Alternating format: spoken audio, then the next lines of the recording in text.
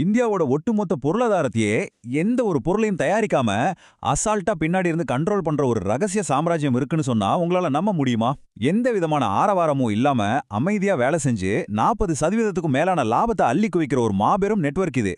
ஆமாங்க, நம்பிதான் ஆகணும். நம்ம மியூச்சுவல் ஃபண்ட் முதலீடுகள் எல்லாம் பேக்கெண்ட்ல இருந்து ஆபரேட் பண்ற இந்த கண்ணுக்கு தெரியாத மிஷின் இந்தியாவோட 68% மார்க்கெட்டை தன் கைக்குள்ள வச்சிருக்கு.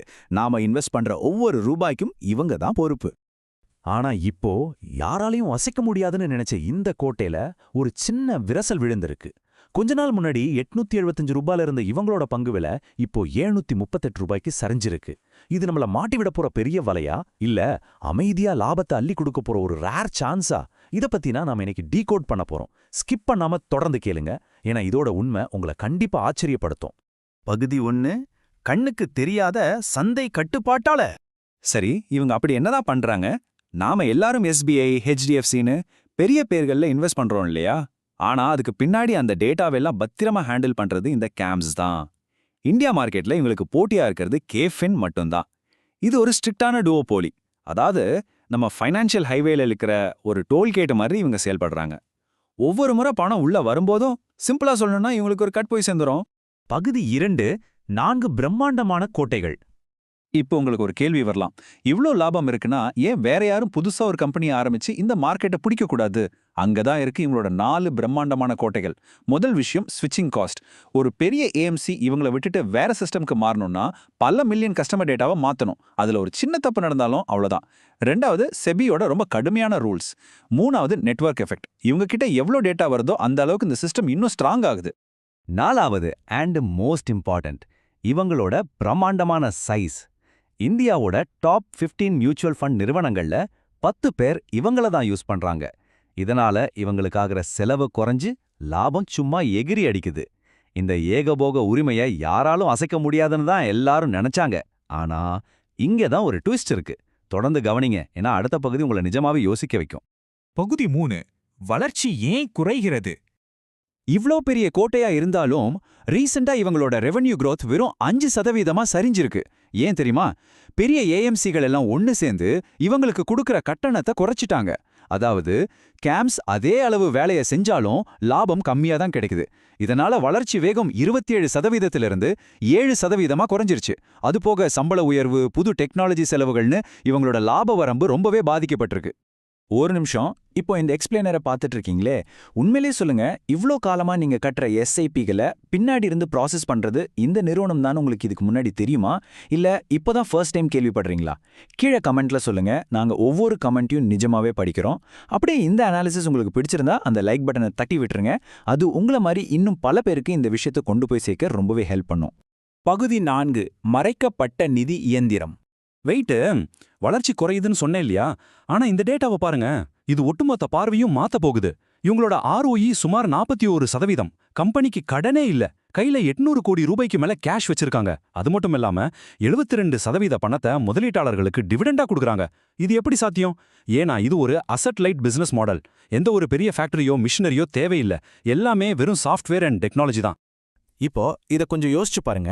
இந்தியாவுல மியூச்சுவல் ஃபண்ட்ல இன்வெஸ்ட் பண்றவங்க வெறும் 16% பேர் தான். ஆனா உலகளாவிய சராசரி 63%. இந்த பிரம்மாண்டமான கேப்பை பாத்தீங்களா? அதாவது CAMS இனிவே புதுசா எந்த ஒரு பெரிய விஷயத்தையும் பண்ணாட்டி கூட இந்தியர்களோட மியூச்சுவல் ஃபண்ட் இன்வெஸ்ட்மெண்ட் வளர வளர இவங்களோட லாபமும் ஆட்டோமேட்டிக்கா மேல போகும். இதுதாங்க இவங்களோட உண்மையான மாஸ்டர் பீஸ். பகுதி 5, தொழில்நுட்ப முதலீடுகளும் அபாயங்களும். ஆனா எல்லாம் நல்லாதான் போகுதுன்னு நினைக்கிறப்போதான் ரிஸ்க் உள்ள வருது. இந்த இடத்துல தான் நிறைய பேர் ஒரு பெரிய விஷயத்த மிஸ் பண்றாங்க. இவங்க இப்போ மியூச்சுவல் ஃபண்ட் மட்டும் இல்லாம கேம்ஸ்பே, இன்சூரன்ஸ்னு புது ஏரியாவுல இறங்குறாங்க. ஆனா லாபத்தோட அளவை கம்பேர் பண்ணி பாருங்க. மியூச்சுவல் ஃபண்ட் பிசினஸ்ல 46% லாபம் கிடைக்குது. ஆனா இந்த புது பிசினஸ்ல வெறும் 13% தான் லாபம். இப்போ உங்களுக்கு புரியுதா? இந்த புது பிசினஸ் வளர வளர கம்பெனியோட ஒட்டுமொத்த லாப சதவீதம் குறையறதுக்கு பெரிய வாய்ப்பு இருக்கு. அது மட்டும் இல்லாம கூகுள் கிளவுட் கூட சேர்ந்து கிட்டத்தட்ட 450லிருந்து 500 கோடி ரூபாய் வரைக்கும் டெக்னாலஜில இன்வெஸ்ட் பண்றாங்க. லாங் டேர்ம்ல இது ஒரு சூப்பர் மூவா இருந்தாலும் FY27ல இதோட செலவுகள் கணக்குல வரும்போது இவங்களோட லாபம் ஷார்ட் டேர்ம்ல ஒரு பெரிய சரிவை சந்திக்கலாம். இதை நாம ரொம்ப உன்னிப்பா கவனிக்கணும். பகுதி 6, இறுதி தீர்ப்பு. ஃபைனலா இதையெல்லாம் வச்சு நாம என்ன முடிவுக்கு வரலாம்? இதோட PE ரேஷியோ 40xல இருக்கு. ஆனா வளர்ச்சி கொஞ்சம் கொஞ்சமா ஸ்லோ ஆகுது. எண்களை வச்சு கால்குலேட் பண்ணி பார்த்தா இதோட உண்மையான மதிப்பு, அதாவது இன்ட்ரின்சிக் வேல்யூ 780 ரூபாயிலிருந்து 850 ரூபாய்க்குள்ள இருக்கலாம். இப்போதைய விலை 738 ரூபாய் அப்படிங்கிறது ஓரளவுக்கு அண்டர் வேல்யூடா தெரிஞ்சாலும் இது ரொம்ப சீப்பான பிரைஸ்னு சொல்லிட முடியாது. ஸோ இப்போ என்னதான் பண்றது? டேட்டா சொல்றது இதுதான். ஆல்ரெடி உங்க போர்ட்ஃபோலியோல இந்த பங்கு இருந்தா எந்த பயமும் இல்லாம ஹோல்ட் பண்ணலாம். ஏன்னா இதோட அடிப்படை ரொம்பவே ஸ்ட்ராங். புதுசா வாங்க நினைக்கிறவங்க மார்க்கெட் சரிஞ்சு 650ல இருந்து 680 ரூபாய்க்கு வரும்போது கன்சிடர் பண்ணலாம். ஆனா ட்ரேடர்கள் கொஞ்ச நாள் வெயிட் பண்ணி Q4 ரிசல்ட்ஸ் எப்படி வருதுன்னு பார்த்துட்டு முடிவெடுக்கிறது ரொம்பவே புத்திசாலித்தனம். நான் எப்பவுமே சொல்ற ஒரு விஷயம்தான், உண்மையான வெல்த் அப்படிங்கிறது டெய்லி பரபரப்பா ட்ரேட் பண்றதுனால வராது. இந்த மாதிரி சத்தமில்லாம இயங்குற பவர்ஃபுல்லான ஃபினான்ஷியல் மிஷின்களை லாங் டேர்ம்க்கு கையில வச்சிருக்கிறதுனால தான் வரும். இது கண்டிப்பா அடுத்த ஒரு 10 வருஷத்துக்கு 15லிருந்து 18% வரைக்கும் ஒரு சாலிடான காம்பவுண்டிங் வளர்ச்சியை கொடுக்கக்கூடிய ஒரு பிசினஸ். அண்ட் ரொம்ப முக்கியமான ஒரு டிஸ்க்ளைமர், நான் செபில பதிவு பெற்ற நிதி ஆலோசகர் கிடையாது. இந்த தொகுப்புல நான் சொன்ன எந்த விஷயமும் ஃபைனான்ஷியல் அட்வைஸ் இல்ல. இது முழுக்க முழுக்க உங்க எஜுகேஷன் அண்ட் இன்ஃபர்மேஷனுக்காக மட்டுமே உருவாக்கப்பட்டது. எந்த ஒரு இன்வெஸ்ட்மெண்ட் முடிவு எடுக்கிறதுக்கு முன்னாடியும் நீங்க உங்க சொந்த அனாலிசிஸ் பண்ணுங்க, அல்லது தகுதி வாய்ந்த ஒரு ஃபைனான்ஷியல் அட்வைசரை கன்சல்ட் பண்ணுங்க. ஃபைனலா ஒண்ணே ஒண்ணுதான். இந்த எக்ஸ்பிளைனர் மூலமா உங்களுக்கு ஒரு புது ஐடியாவோ ஒரு நல்ல இன்சைட்டோ கிடைச்சிருந்தா கண்டிப்பா அந்த லைக் பட்டனை பிரஸ் பண்ணுங்க. அது எங்களுக்கு நிஜமாவே ஒரு பெரிய மோட்டிவேஷனா இருக்கும். இன்னும் சப்ஸ்கிரைப் பண்ணலையா? வெயிட் பண்ணாதீங்க, உடனே சப்ஸ்கிரைப் பண்ணி பெல் ஐகானை கிளிக் பண்ணுங்க. ஏன்னா அடுத்த வாரம் இப்படிதான் அமைதியா ஸ்மார்ட் மணி அக்குமுலேட் ஆகிற இன்னொரு ஹிடன் ஸ்டாக்கை பத்தி பேச போறோம். அதை நீங்க மிஸ் பண்ணவே கூடாது. அடுத்த தொகுப்பில் உங்களை